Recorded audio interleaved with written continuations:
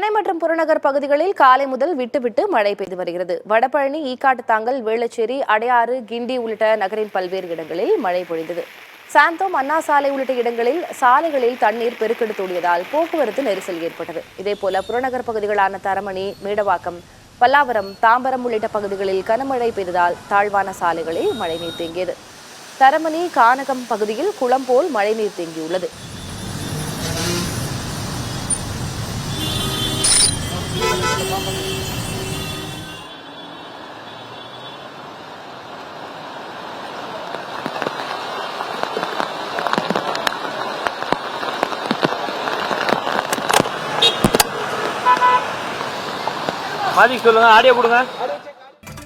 மதுரையில் மோசமான வானிலை காரணமாக ஹைதராபாத் விமானம் சிறிது நேரம் வானிலையை வட்டமடித்தது. மதுரை மாவட்டத்தில் அதிகாலை முதலே மேகமூட்டத்துடன் காணப்படுகிறது. இந்நிலையில் ஹைதராபாத்திலிருந்து மதுரை வந்த இண்டிகோ விமானம் மோசமான வானிலை காரணமாக தரையிறங்காமலும் விரதானூர் மற்றும் திருமங்கலம் பகுதியில் வானில் வட்டமடித்தபடியும் இருந்து வந்தது. இதையடுத்து 15 நிமிடம் காலதாமதமாக தரையிறக்கப்பட்டது.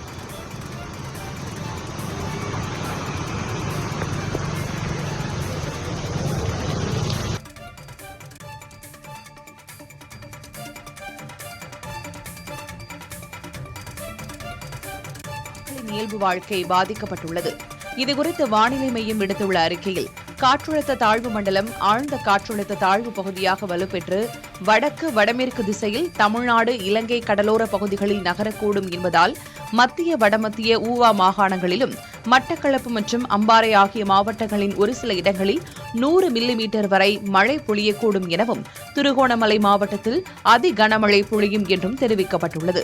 தொடர்ந்து பதுளை, நுவரெலியா, ரத்தினபுரி, கேக்காலை, காலி மற்றும் மாத்தறை ஆகிய மாவட்டங்களுக்கு மண் சரிவு அபாயம் எச்சரிக்கை விடுக்கப்பட்டுள்ளது. தொடர் மழையால் பல்வேறு இடங்களில் உள்ள பெரும்பாலான நீர்நிலைகள் நிரம்பியுள்ளதாகவும், ஒரு சில நீர்நிலைகள் நிரம்பி நீர் பெருக்கெடுத்துள்ளதாகவும் கூறப்படுகிறது. இதன் காரணமாக தாழ்வான பகுதியில் வசிக்கும் மக்கள் பாதுகாப்பாக இருக்குமாறு அறிவுறுத்தப்பட்டிருக்கிறது. தருமபுரி அருகே அரசு பள்ளி வளாகத்தில் உள்ள மேல்நிலை நீர்த்தேக்க தொட்டி ஆபத்தான நிலையில் காட்சியளிக்கிறது. செக்காரப்பட்டியில் செயல்படும் ஊராட்சி ஒன்றிய நடுநிலைப்பள்ளி வளாகத்தில் அக்கிராமத்தின் குடிநீர் தேவைக்காக நீர்த்தேக்க தொட்டி அமைக்கப்பட்டுள்ளது. 20 ஆண்டுகளுக்கு முன்பு கட்டப்பட்ட இத்தொட்டி ஆங்காங்கே விரிசலுடனும் கான்கிரீட் பெயர்ந்தும் ஆபத்தான நிலையில் உள்ளது. மாணவர்களின் நலன் கருதி பெரும் சேதம் ஏற்படும் முன்பாக தொட்டியை அப்புறப்படுத்த வேண்டும் என கிராம மக்கள் வலியுறுத்துகின்றனர்.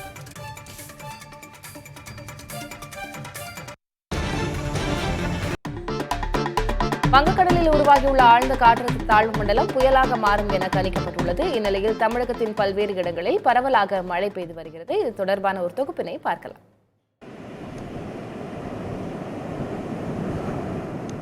வங்கக்கடலில் காற்றழுத்த தாழ்வு மண்டலம் உருவாகியிருப்பதால் நாகை மாவட்டத்தில் மழை பொழிந்து வருகிறது. 1ஆம் எண் புயல் எச்சரிக்கை கூண்டு ஏற்றப்பட்டுள்ள நிலையில் மீனவர்கள் கடலுக்கு செல்லவில்லை. 3000க்கும் மேற்பட்ட படகுகள் கரையில் பாதுகாப்பாக நிறுத்தி வைக்கப்பட்டுள்ளன. இதனால் நாகை மீன்பிடி துறைமுகம் வெறிச்சோடி காணப்படுகிறது. 8 நாட்களாக மீன்பிடிக்கச் செல்லாததால் வாழ்வாதாரம் பாதித்திருப்பதாக மீனவர்கள் தெரிவிக்கின்றனர். கடலூர் சுற்றுவட்டார பகுதிகளில் மழை பொழிந்து வருகிறது. விடுமுறை விடப்படாததால் பள்ளி மாணவர்கள் மழையில் நனைந்தபடி சென்றனர். பல்வேறு இடங்களில் மழை நீர் தேங்கியுள்ளது. சாலைகளில் குளம் போல தண்ணீர் தேங்கியதால் வாகன ஓட்டிகள் அவதியடைந்தனர்.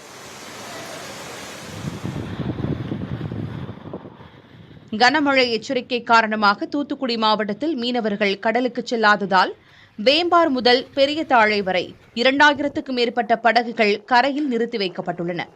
திருச்செந்தூர் பகுதியிலும் மீனவர்கள் கடலுக்கு செல்லவில்லை. முருகன் கோயில் முன்பு உள்ள கடற்கரையில் கடல் அரிப்பு ஏற்பட்டுள்ளதால் பக்தர்கள் பாதுகாப்பாக குளிக்க அறிவுறுத்தப்பட்டுள்ளது.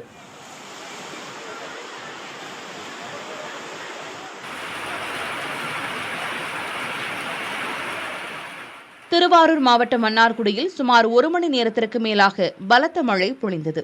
பெருகவாழ்ந்தான், உள்ளிக்கோட்டை, கோட்டூர் உள்ளிட்ட பகுதிகளில் மழை பொழிந்தது.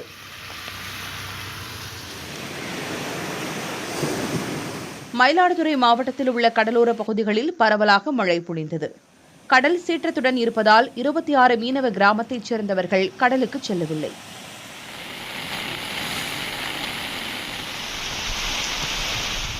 காரைக்கால் மாவட்டத்தில் அதிகாலை முதல் பரவலாக மழை பொழிந்து வருகிறது. திருநள்ளார், கோட்டுச்சேரி, நெடுங்காடு உள்ளிட்ட பகுதிகளிலும் புறநகர் பகுதிகளிலும் மழை பொழிந்து வருகிறது. கடல் சீற்றத்துடன் காணப்படுவதால் மீனவர்கள் கடலுக்கு செல்லவில்லை.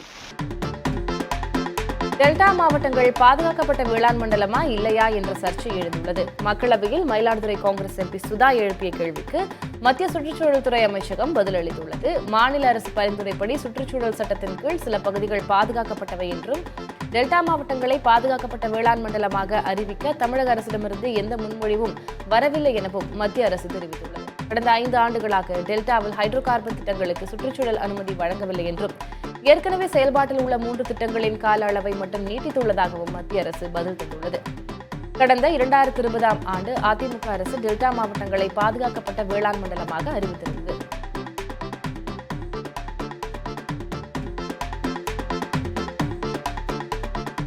டெல்டா மாவட்டங்களை பாதுகாக்கப்பட்ட வேளாண் மண்டலமாக அறிவிக்க தமிழக அரசிடமிருந்து எந்த முன்மொழிவும் வரவில்லை என மத்திய அரசு கூறியது வேதனை அளிப்பதாக தமிழ்நாடு அறிவியல் இயக்க மாநில துணைத் தலைவர் சேதுராமன் தெரிவித்துள்ளார்.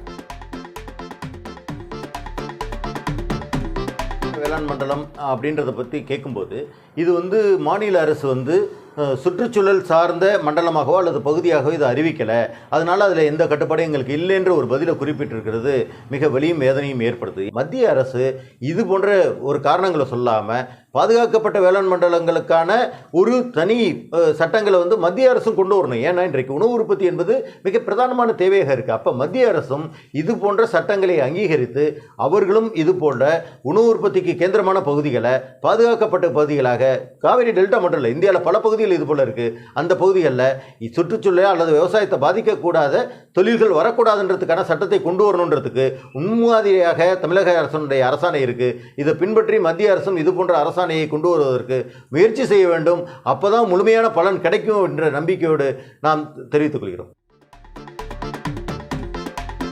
பஹ்ரைன் நாட்டில் உணவில்லாமல் தவிக்கும் கன்னியாகுமரி மீனவர்கள் தங்களை நீக்க கோரி வீடியோ வாயிலாக கோரிக்கை விடுத்துள்ளனர். புதூர், மிடாலம் உள்ளிட்ட பகுதிகளைச் சேர்ந்த 5 மீனவர்கள் சந்திரன் என்பவரோடு பஹ்ரைன் நாட்டிற்கு மீன்பிடிக்க சென்றுள்ளார். தற்போது சந்திரன் சொந்த ஊருக்கு திரும்பியுள்ளதாக கூறப்படும் நிலையில் மொழி தெரியாததால் எங்கும் செல்ல முடியாமல் உணவின்றி தவிப்பதாகவும் மீனவர்கள் தெரிவித்துள்ளனர். தங்களை இந்தியா அழைத்து வர நடவடிக்கை எடுக்குமாறு வீடியோ வெளியிட்டு கோரிக்கை விடுத்துள்ளனர்.